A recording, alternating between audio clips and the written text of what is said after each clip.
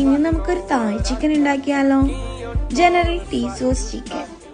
എല്ലില്ലാത്ത chicken ചെറിയ പീസുകളായിട്ട് cut ചെയ്തിട്ട് ഉപ്പും കോൺഫ്ലവറും മുട്ടയുടെ വെള്ളയും കൂടി ചേർത്ത് മിക്സ് ചെയ്ത് മാറ്റി വെക്കണം.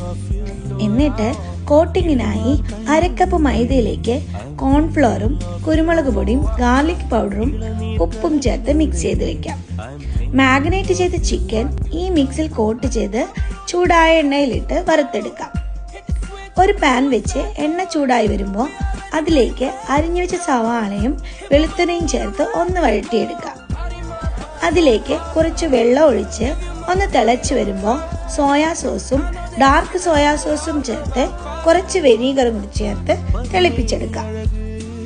പിന്നെ ബേ ലീവ്സും ബ്ലാക്ക് പെപ്പറും ആവശ്യത്തിന് ഷുഗറും സാൾട്ടും ചേർത്ത് കോൺഫ്ലവർ വെള്ളത്തിൽ കലക്കി ഒന്നൊഴിച്ച് തിക്കൻ ചെയ്തെടുക്കാം ഈ സോസ്.